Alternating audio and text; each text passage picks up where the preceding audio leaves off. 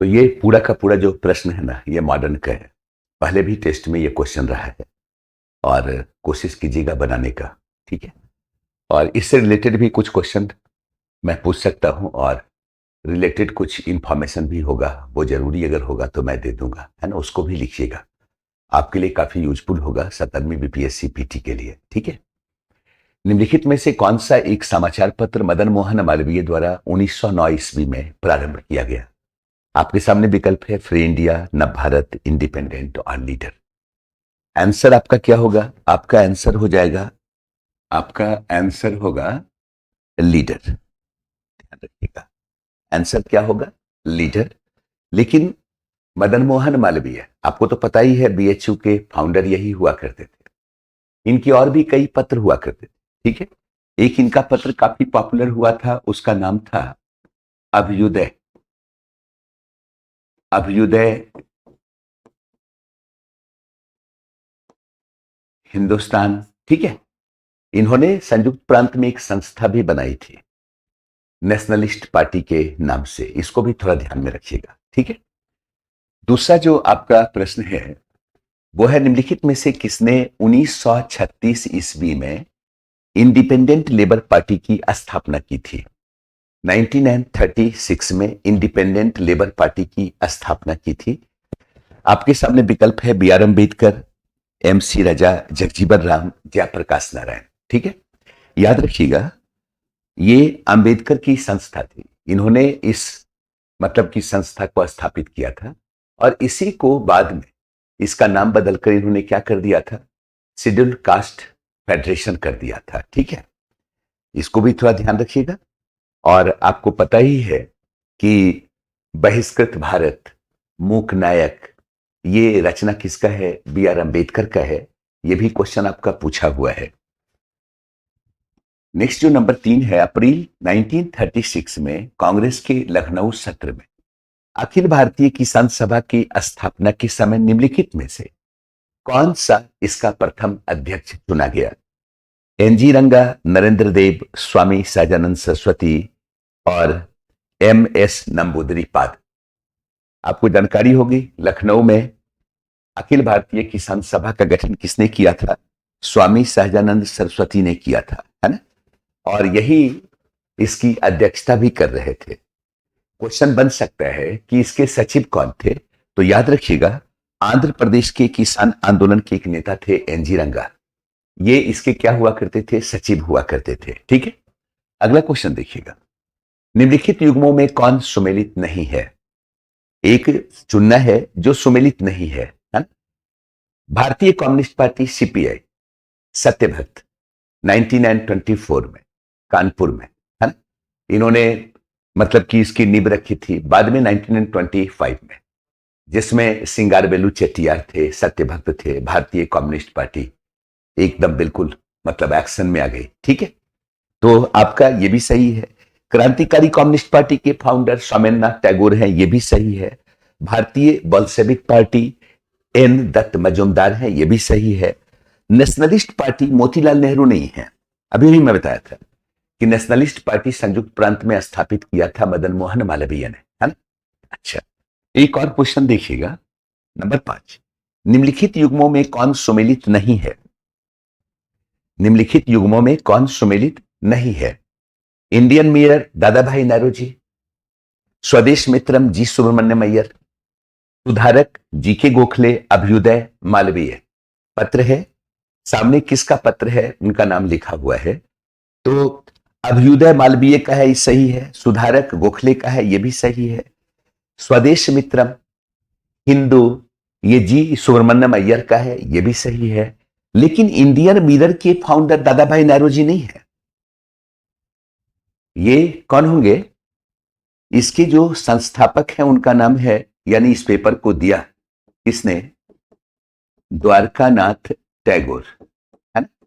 और आपको याद होगा केशव चंद्र सेन इसके संपादकीय ग्रुप में हुआ करते थे, है ना। तो आंसर क्या हो जाएगा? ए हो जाएगा। नेक्स्ट क्वेश्चन देखिएगा, निम्नलिखित में से किसके विरुद्ध महात्मा गांधी का सत्याग्रह के लिए आह्वान? उनका भारतीय संघर्ष के नेतृत्व का सर्वप्रथम प्रयास था। यानी पहली बार महात्मा गांधी ने, आप लोग पढ़े हैं चंपारण सत्याग्रह, खेरा सत्याग्रह, अहमदाबाद, ये क्या था, क्षेत्रीय स्तर पे किया गया आंदोलन था महात्मा गांधी के नेतृत्व में। पूछ रहा है पहली बार किस इवेंट के दौरान महात्मा गांधी ने अखिल भारतीय स्तर पे आंदोलन का प्रयास किया, तो आपको जानकारी होगी। असहयोग आंदोलन तो हम लोग पढ़ते हैं, लेकिन विकल्प में वो है नहीं। 19 ये जो आया था रॉलेट एक्ट के अगेंस्ट महात्मा गांधी ने जो आंदोलन का आह्वान किया था, ऑल इंडिया स्तर पे किया था। ठीक है, नेक्स्ट देखिएगा। मार्च 1925 में निम्नलिखित में से किसको केंद्रीय लेजिस्लेटिव असेंबली का अध्यक्ष चुना गया? आप लोगों ने अगर पढ़ा होगा स्वराज पार्टी, याद कीजिए चौरी चौरा घटना के बाद महात्मा गांधी ने क्या असहयोग आंदोलन के स्थगन की घोषणा कर दी। जब घोषणा कर दी तो महात्मा गांधी ने बिल्कुल स्पष्ट कर दिया भाई कि हम अगले इलेक्शन में भाग नहीं लेंगे, रचनात्मक कार्यक्रम से जुड़ेंगे। लेकिन कुछ लोग ऐसे भी थे जो चाहते थे नहीं, चुनाव में भाग लेंगे, लेजिस्लेटिव असेंबली में प्रवेश करेंगे, सरकार की नीति का विरोध करेंगे। उसमें चित्तरंजन दास थे, उसमें कौन थे, मोतीलाल नेहरू हुआ करते थे। ये परिवर्तनवादी कहलाए। इन लोगों ने स्वराज पार्टी का गठन किया था, है ना। उसी स्वराज पार्टी में कौन थे, विठल भाई पटेल भी थे। 1925 में विठल भाई पटेल सेंट्रल लेजिस्लेटिव असेंबली के क्या बने, अध्यक्ष बन गए थे। तो आंसर क्या होगा, विठल भाई पटेल हो जाएगा, है ना। नेक्स्ट देखिएगा, भारतीय स्वतंत्रता संग्राम के संदर्भ में इंडियन स्टैट्यूटरी कमीशन को आमतौर पर किस नाम से जाना जाता है? याद कीजिए 1919 का एक्ट आया था। जब ये एक्ट आया था तो उसी वक्त ये प्रावधान था कि 10 वर्ष के अंतराल में इसकी समीक्षा की जाएगी। प्रांतों में डायरकी की व्यवस्था थी, ये कितना सफल रहा है, तो इसकी समीक्षा के लिए कमीशन का गठन होगा। यानी 1919 के बाद 1929 में होना चाहिए था, लेकिन ब्रिटेन में चुनाव था, इसलिए 1927 आपने पढ़ा होगा साइमन कमीशन का आगमन हुआ था, है ना? इसी साइमन कमीशन को क्या कहा गया है, स्टैट्यूटरी कमीशन कहा गया है। ठीक है, इसी को हम क्या कहते हैं, श्वेत कमीशन भी कहते हैं, चूंकि जितने भी मेंबर थे सभी के सभी यूरोपीय हुआ करते थे। यही भारतीयों के आक्रोश का कारण था, आपने पढ़ा है। तो आंसर क्या हो जाएगा, साइमन कमीशन हो जाएगा। नेक्स्ट क्वेश्चन देखिएगा, वाई सोशलिज्म नामक पुस्तक के लेखक कौन है? वाई सोशलिज्म क्वेश्चन पूछा हुआ है, बीपीएससी में भी पूछा है, सिविल सर्विसेज में भी पूछा है। वाई सोशलिज्म के राइटर जो है कौन है, जयप्रकाश नारायण है ना। अगला क्वेश्चन देखिएगा, 1937 ईस्वी के चुनाव के बाद प्रांतों में स्थापित कांग्रेसी सरकार की गतिविधियों के मार्गदर्शन और समन्वय के लिए तथा कांग्रेस के प्रांतीयकरण को रोकने के लिए एक संसदीय उपसमिति का गठन किया गया। निम्नलिखित में से कौन इसका सदस्य नहीं था? नहीं, याद कीजिए कि भाई 8 प्रांत में कांग्रेस की सरकार बनी थी। ठीक है, कौन सदस्य नहीं था? डॉक्टर राजेंद्र प्रसाद तो थे ही, मौलाना अबुल कलाम आजाद भी थे, सरदार वल्लभ भाई पटेल भी थे। कौन नहीं थे? सी राजगोपालाचारी नहीं थे। ठीक है, नेक्स्ट क्वेश्चन देखिएगा, निम्नलिखित में से किसने 1938 ईस्वी में राष्ट्रीय योजना समिति नेशनल प्लानिंग कमेटी की नियुक्ति की थी? याद कीजिए 1938 हरिपुरा अधिवेशन सुभाष चंद्र बोस की अध्यक्षता में होता है। ठीक है, उसी अधिवेशन में क्या हुआ था, नेशनल प्लानिंग कमेटी की नियुक्ति हुई थी, जिसका अध्यक्ष बनाया गया था किसको, जवाहरलाल नेहरू को। यह भी क्वेश्चन बन सकता है भाई इसके अध्यक्ष कौन बने, तो जवाहरलाल नेहरू, है ना। चलिए, आपका अगला क्वेश्चन है, कांग्रेस के स्वराज संगठन में निम्नलिखित में से किसका नाम सम्मिलित नहीं था? कांग्रेस के स्वराज संगठन, स्वराज पार्टी नहीं, अखिल भारतीय खिलाफत स्वराजिस्ट पार्टी पूरा का पूरा नाम है। क्यों? कौन? सीआर दास, मोतीलाल नेहरू, नाम सुने हुए ही हैं। आपको यह कह रहा है कि भाई कांग्रेस के, याद कीजिए बाद में महात्मा गांधी ने गांधी और टास पैक्ट हुआ, तो ये क्या हो गया, कांग्रेस की एक संस्था के रूप में, पार्टी के रूप में काम कर रही थी, इसलिए सेंटेंस लिखा हुआ कांग्रेस के स्वराज संगठन में मोतीलाल नेहरू, सीआर दास, वल्लभ भाई पटेल, हकीम अजमल खान कौन शामिल नहीं थे? याद रखिएगा, मोतीलाल नेहरू, सीआर दास तो है फाउंडर मेंबर ही हैं, हकीम अजमल खान फाउंडर मेंबर है, कौन नहीं थे? वल्लभ भाई पटेल नहीं थे। ठीक है, नेक्स्ट क्वेश्चन देखिएगा, भारत के मुसलमान के लिए सर्वप्रथम एक अलग प्रांत की, एक अलग राज्य की मांग करने वाला व्यक्ति कौन था? पहली बार, पाकिस्तान शब्द नहीं है, लेकिन मुसलमानों के लिए एक अलग प्रोविंस की बात पहली बार किसने किया?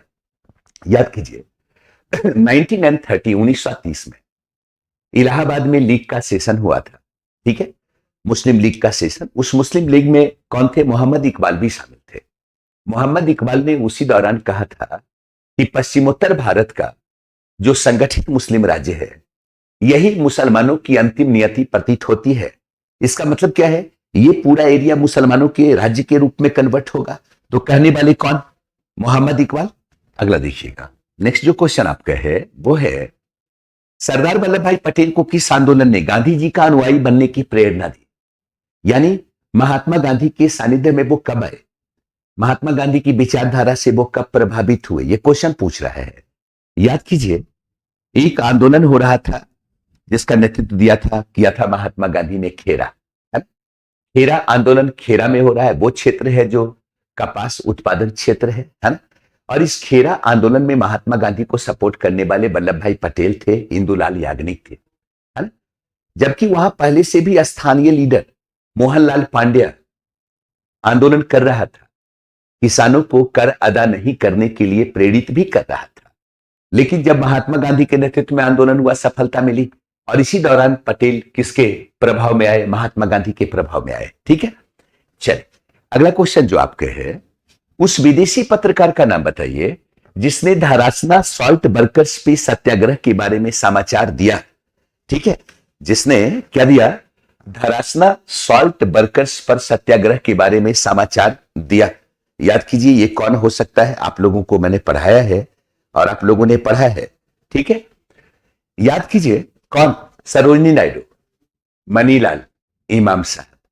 महात्मा गांधी ने जब नमक सत्याग्रह किया था तो सरोजिनी नायडू, इमाम साहब, मनीलाल धरासना के नमक कारखाने पे धावा बोला था। पुलिस कार्रवाई हुई, सारे अहिंसक सत्याग्रही थे, इन पर लाठीचार्ज किया गया, बड़ा ही बेरहमी से पीटा गया। उसे किसने? आपको बेब मिलर ने अपने अखबार में क्या किया? उसे प्रकाशित किया। और याद ये भी रखिएगा कि इसके अखबार का नाम क्या था? New freedom. न्यू फ्रीडम, ये अमेरिका का पत्रकार है, इसी ने इस इवेंट के बारे में प्रेजेंट किया था, नहीं दुनिया को बताया कह सकते हैं। नेक्स्ट देखिएगा, अगला जो आपका प्रश्न है वो है, भारत छोड़ो आंदोलन के दौरान निम्नलिखित में से किस स्थान पर जन सरकार स्थापित हो गई थी? किस स्थान पे जन सरकार स्थापित हो गई थी? पैरेलल गवर्नमेंट स्थापित हो गई थी, है ना? आपके सामने इलाहाबाद, कानपुर, झांसी और क्या है? सतारा है। आपने पढ़ा होगा 1942 क्विट इंडिया मूवमेंट के दौरान कहा, तो आपको बलिया में पैरेलल गवर्नमेंट सर्वप्रथम स्थापित हुआ था। उसके बाद हम देखते क्या है, सतारा में भी पैरेलल गवर्नमेंट की स्थापना हो गई, तामलुक में भी पैरेलल गवर्नमेंट की स्थापना हो गई। यहां पे कौन है? सतारा। सतारा में पैरेलल गवर्नमेंट को स्थापित किसने किया? यह भी क्वेश्चन बनेगा। तो वाईबी चौहान और नाना पाटिल, ये दो नेता हुआ करते थे सतारा में, जिसने क्विट इंडिया मूवमेंट के दौरान पैरेलल गवर्नमेंट को स्थापित किया था। ठीक है, अगला प्रश्न देखिएगा, निम्नलिखित में से किसने पेशावर में अप्रैल 1930 में शांतिपूर्ण प्रदर्शनकारियों पर गोली चलाने से इनकार कर दिया? 1930 नमक सत्याग्रह, सविनय अवज्ञा आंदोलन। आंदोलन क्या है? अहिंसक है। महात्मा गांधी ने आंदोलन के दौरान अहिंसा के प्रति अपनी प्रतिबद्धता को व्यक्त किया था, है ना?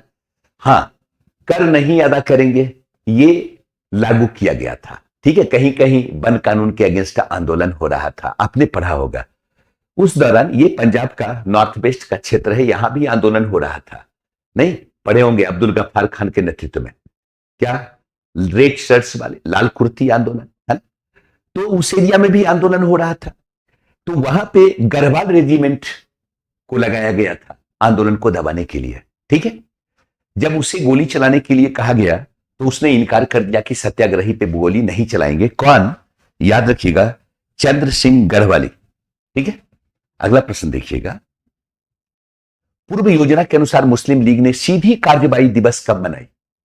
सीधी कार्रवाई दिवस, डायरेक्ट एक्शन डे, बहुत चर्चा में है, कई बार क्वेश्चन पूछा है। कब? 16 अगस्त 1946, है ना? इस दौरान भारत के विभिन्न क्षेत्रों में सांप्रदायिक दंगे हुए। सर्वाधिक दंगा से प्रभावित क्षेत्र जो हुआ करता था वो नोआखली हुआ करता था, इसको भी थोड़ा ध्यान में रखिएगा। अगला जो आपका प्रश्न है वो है, मौलाना आजाद को किसने कांग्रेस की धर्मनिरपेक्षवाद का मुखौटा कहा है? ये यूपीपीएससी में क्वेश्चन पूछा गया है। ठीक है, ये कहने वाला कौन था? मोहम्मद अली जिन्ना, कि कांग्रेस की धर्मनिरपेक्षतावाद का ये क्या है? मुखौटा है ना। अगला जो आपका प्रश्न है वो है, पूर्ण स्वराज की वचनबद्धता के साथ भारत में प्रथम स्वतंत्रता दिवस कब मनाया गया?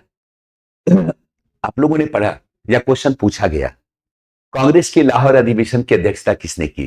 किसने किया? जवाहरलाल नेहरू ने किया, है ना? याद कीजिए, इसके पहले 1928 नेहरू रिपोर्ट आया था।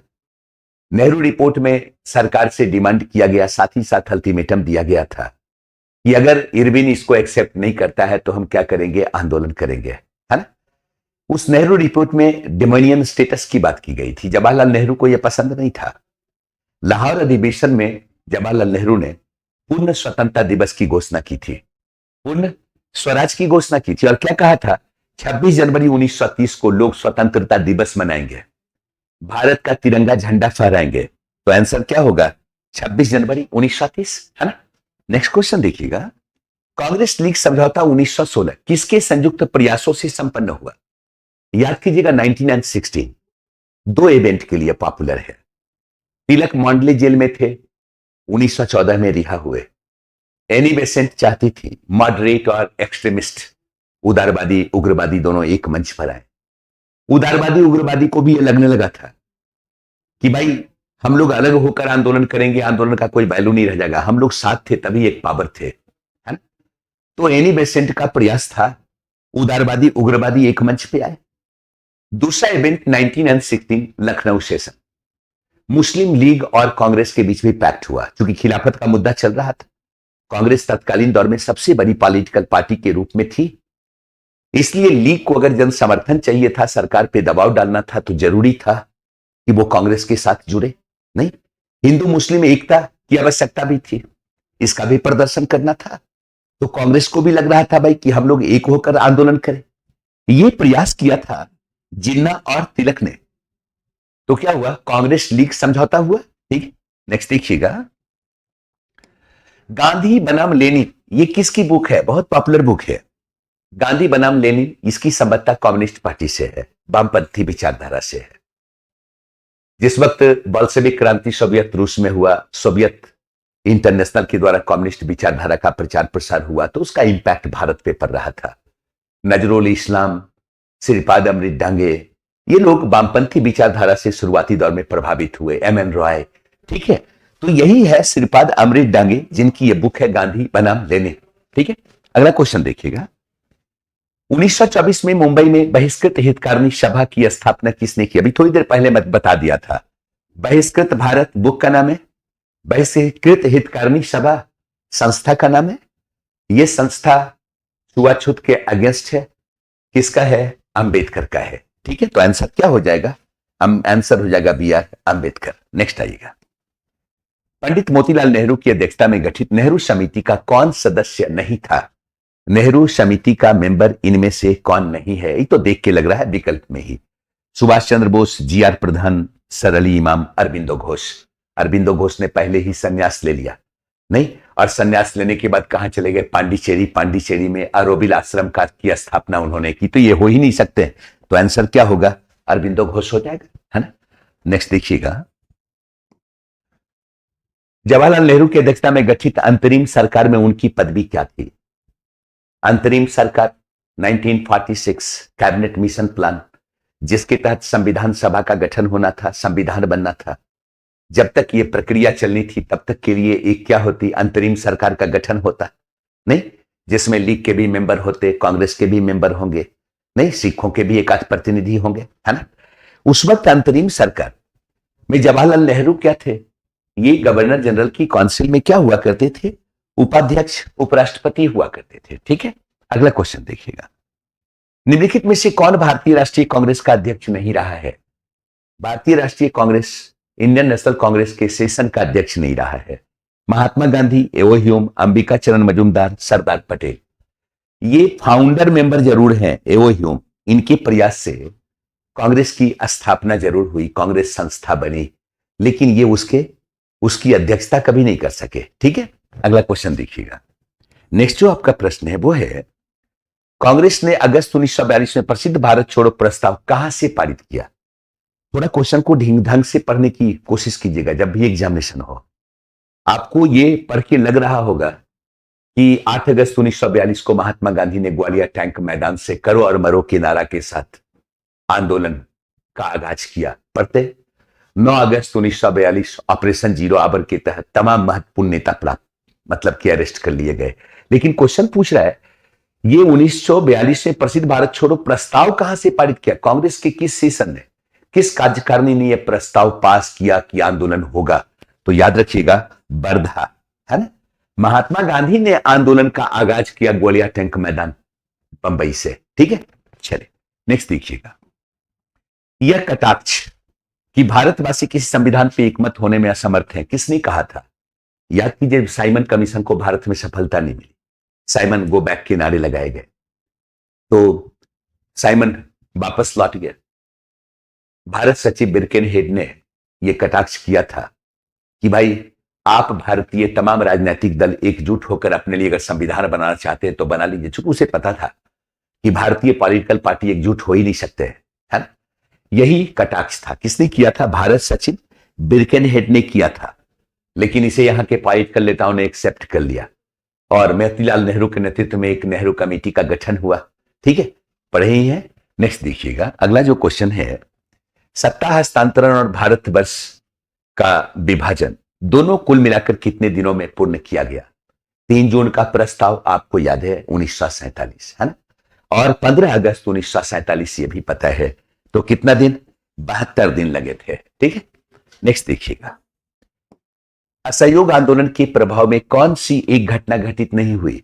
जिस वक्त नॉन कोऑपरेटिव मूवमेंट हो रहा था महात्मा गांधी के नेतृत्व में, तो महात्मा गांधी ने कहा था भाई क्या विदेशी का परित्याग करेंगे? नहीं, साथ ही साथ स्वदेशी को अपनाएंगे। स्वदेशी पे जोर दिया गया। तो क्या हुआ? नेशनल स्कूल कॉलेज स्थापित किए गए, भारतीय शिक्षण संस्था की स्थापना, सही है। स्वदेशी को प्रोत्साहन दिया गया, सही है। ब्रिटिश अदालतों का लोगों ने बहिष्कार किया, यह भी सही है। लेकिन महिलाओं का मताधिकार, ये बातें यहां तक नहीं थी। ठीक है, नेक्स्ट देखते हैं हम लोग। अगला जो प्रश्न आपका है वो है, द्वितीय गोलमेज सम्मेलन 1931 में कांग्रेस के प्रतिनिधि के रूप में भाग लेने वाले नेता कौन? आप लोगों ने पढ़ाई है गांधी इरविन पैक्ट के बाद। गांधी इरविन पैक्ट हुआ, कराची सेशन हुआ जिसकी अध्यक्षता पटेल ने की थी, और उसी सेशन में क्या हुआ? महात्मा गांधी को अधिकृत किया गया गोलमेज सम्मेलन में भाग लेने के लिए। तो सेकेंड गोलमेज सम्मेलन में कांग्रेस प्रतिनिधि के रूप में कौन थे? महात्मा गांधी थे, आपको जानकारी है। नेक्स्ट देखेंगे, यह क्वेश्चन आपका है, यह एक डूबते बैंक पर अग्रिम तिथि का चेक है। क्रिप्स प्रस्ताव के विषय में यह कथन किसका है? इसी को मैं बताता हूं। यह किसने कहा था कि क्रिप्स जो हमें दे रहे हैं वो पोस्ट डेटेड चेक है, इसमें तिथि काफी आगे की लिखी हुई है। यह कहा था महात्मा गांधी ने, नहीं, यह कहा था महात्मा गांधी ने। अगला प्रश्न देखेंगे, पाकिस्तान शब्द किसके द्वारा दिया गया? याद कीजिएगा, कैम्ब्रिज में पढ़ रहे एक छात्र हुआ करते थे, उनका नाम था चौधरी रहमत अली चौधरी, है ना। और Cambridge pamphlet now and never में इन्होंने पहली बार पाकिस्तान का कंसेप्ट दिया था। ठीक है, अगला देखते हैं हम लोग। नेक्स्ट क्वेश्चन आपका है वो है, भारत की स्वतंत्रता के समय ब्रिटेन का प्रधानमंत्री कौन था? ये तो बिल्कुल कंफर्म है, कई बार आपने बनाया है। कौन? क्लेमेंट एटली, है ना। अगला क्वेश्चन देखते हैं, निम्नलिखित में से किसी एक देशी रियासत के संविधान का प्रारूप महात्मा गांधी द्वारा तैयार किया गया? महात्मा गांधी ने एक देशी रियासत के संविधान का मॉडल तैयार किया था, वो था क्या? बड़ौदा रियासत, ध्यान रखेंगे, है ना। अगला प्रश्न जो है, भारतीय स्वतंत्रता संग्राम के संदर्भ में विद्युत वाहिनी नामक सैन्य संगठन निम्नलिखित में से किससे संबंध था? किससे संबद्ध था? याद कीजिए, क्विट इंडिया मूवमेंट के दौरान ये पैरेलल गवर्नमेंट, समानांतर सरकार तामलुक में स्थापित हुई थी, है ना। तामलुक में स्थापित हुई थी, याद है, जहां फाउंडर जो हुआ करते थे कौन? सतीश सामंत हुआ करते थे, है ना। यही विद्युत वाहिनी नामक सैन्य संगठन क्या हुआ था? स्थापित हुआ था। आप सुनते होंगे आगे इस आंदोलन को आगे बढ़ाने वाले कौन? मातंगनी हजारा नाम की एक विधवा हुआ करती थी। कभी कभी मातंगनी हजारा से भी क्वेश्चन पूछ देता है। ठीक है, अगला जो आपका प्रश्न है वो है कि निम्नलिखित में से किसी एक की स्थापना इल्बर्ट बिल आंदोलन के परिणाम स्वरूप हुई? इल्बर्ट बिल आंदोलन कब? 1883। इल्बर्ट बिल आंदोलन 1883 याद ही होगा। यह मुद्दा क्या था कि भाई भारतीय जज भी यूरोपीय मामले की सुनवाई करेंगे, लेकिन यहां के गोरे को पसंद नहीं था, ब्रिटेन के भी गोरे को पसंद नहीं था। यही इल्बर्ट बिल मुद्दा आपने पढ़ा है। जस्ट इसके बाद एसएन बनर्जी ने एक संस्था बनाई, क्योंकि उन्हें लग रहा था कि अखिल भारतीय स्तर पे एक प्लेटफॉर्म होना चाहिए, एक मंच बनना चाहिए। तो उन्होंने संस्था क्या बनाई थी? ऑल इंडिया नेशनल कॉन्फ्रेंस 1883, है ना। और आप आगे पढ़ते होंगे 1885 में जब बंबई में कांग्रेस की स्थापना हुई थी, तो उस सेशन में कौन, ये एसएन बनर्जी शामिल नहीं हुए थे। क्यों? क्योंकि इनके अपनी पार्टी का सेशन चल रहा था। ठीक है, अगला क्वेश्चन देखिएगा। निम्नलिखित में से कौन इंडियन ट्रेड यूनियन कांग्रेस का 1920 ईस्वी का प्रथम अध्यक्ष था? आपने पढ़ा होगा क्या? आईटक नहीं, इसकी स्थापना बंबई में हुई और इसके जो फर्स्ट जो अध्यक्षता जो प्रथम किया था, किसने किया था? लाजपत राय ने किया था, है ना। जोसेफ बैप्टिस्ट, लाजपत राय, ये लोग फाउंडर मेंबर हुआ करते थे और अध्यक्षता किसने किया था? लाजपत राय ने किया था। नेक्स्ट क्वेश्चन है कि भाई किसने वॉइस ऑफ इंडिया नामक समाचार पत्र का प्रकाशन किया? कई बार क्वेश्चन पूछा है। वॉइस ऑफ इंडिया किसका? दादा भाई नौरोजी का, है ना। नेक्स्ट क्वेश्चन देखिएगा। निम्नलिखित में से कौन ताम्रलिप्ति जातीय सरकार का जो भारत छोड़ो आंदोलन के दौरान तामलुक में राष्ट्रवादियों द्वारा एक समानांतर सरकार स्थापित है? थोड़ी देर पहले मैं बताया कि तामलुक में भी 1942 क्विट इंडिया मूवमेंट के दौरान पैरेलल गवर्नमेंट स्थापित हुआ था। वहां का नेता था सतीश सामंत, है ना। सतीश सामंत याद कीजिए, मेन नेता यही है। बाद में इस इवेंट से जुड़ी कौन? मातंगनी हजारा, इसको भी थोड़ा ध्यान में रखिएगा। अगला प्रश्न जो आपका है वो है कि वर्ष 1920 में कांग्रेस के नागपुर अधिवेशन में निम्नलिखित में से किसने असहयोग आंदोलन का मुख्य प्रस्ताव प्रस्तुत किया? ये मुख्य प्रस्ताव प्रस्तुत किया था कौन? सीआर दास ने। और ये प्रस्ताव लिखा था महात्मा गांधी ने। यूपी में एक बार क्वेश्चन पूछा है कि असहयोग आंदोलन के प्रस्ताव को लिखा किसने? तो महात्मा गांधी ने। और प्रस्तुत किसने किया? सीआर दास ने। चलिए अगला क्वेश्चन देखिएगा। राष्ट्रीय आंदोलन के दौरान निम्नलिखित में से किसी एक अधिवेशन में कांग्रेस ने मूल अधिकार और आर्थिक नीति पर संकल्प लिया? याद कीजिए, कोई कांग्रेस का अधिवेशन है जिसमें फंडामेंटल राइट का प्रस्ताव पास हुआ, जिसमें इकोनॉमिक पॉलिसी का प्रस्ताव पास हुआ। थोड़ी देर पहले मैं बताया था 1931 कहां? कराची अधिवेशन हुआ था, जिसकी अध्यक्षता की थी किसने? पटेल ने। और इसी में सर्वप्रथम मौलिक अधिकार की बात की गई थी, फंडामेंटल राइट की बात की गई थी। तो आंसर क्या हो जाएगा? Karachi session B. अगला देखिएगा। नेक्स्ट जो क्वेश्चन है, निम्नलिखित में से किसने 20वीं शताब्दी के प्रारंभ में इकोनॉमिक हिस्ट्री ऑफ इंडिया प्रकाशित किया था? याद कीजिए, ड्रेन ऑफ वेल्थ की बात चल रही थी, है ना। उदारवादी नेता थे जिन लोगों ने भारत से धन के पलायन का सिद्धांत दिया था, दादा भाई नौरोजी ने। Poverty and un-British rule in India, un-British शब्द का पहली बार इस्तेमाल किया था दादा भाई नौरोजी ने। ठीक है, और भी कई नेता थे। उसी में रमेश चंद्र दत्त थे जिसने लिखा था क्या? Economic history of India. कौन? रमेश चंद्र दत्त। अगला देखिएगा। ताराशंकर बंदोपाध्याय के उपन्यास गणदेवता में निम्न में से किसी एक प्रथा का पतन प्रदर्शित किया गया है? ताराशंकर बंदोपाध्याय, गणदेवता। और गणदेवता में जजमानी पद्धति के पतन की बात की गई है। आंसर क्या होगा? सी, जजमानी पद्धति। नेक्स्ट देखिएगा।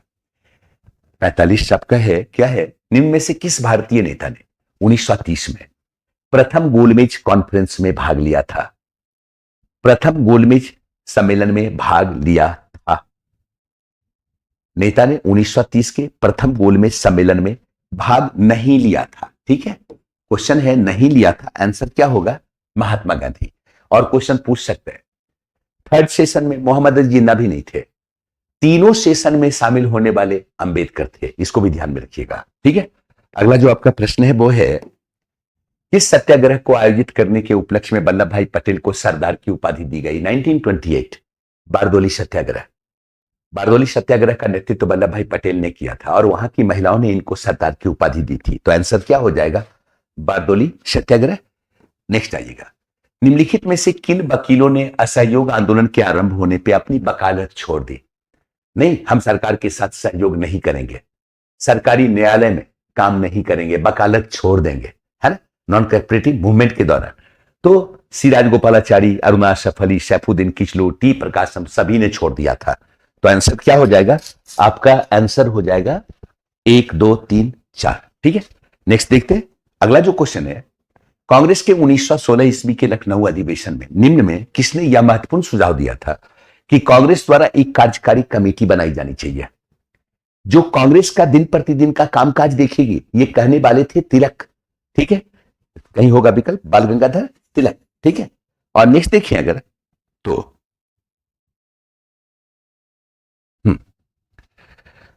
क्वेश्चन है, निम्नलिखित कथनों पर विचार कीजिए। कैबिनेट मिशन ने भारत के संविधान में के एक आधारभूत ढांचे की अनुशंसा की। कैबिनेट मिशन ने संविधान की रचना करने वाले समूह के लिए कार्य प्रणाली तैयार की। उपरोक्त कथन में से कौन सही है? तो कैबिनेट मिशन संविधान के आधारभूत ढांचे की अनुशंसा करता है, सही है। कैबिनेट मिशन ने संविधान की रचना करने वाले समूह के लिए कार्य प्रणाली तैयार की, ये भी सही है। तो आंसर क्या हो जाएगा? आंसर हो जाएगा 1 और 2 दोनों। ठीक है, चलिए, थैंक यू।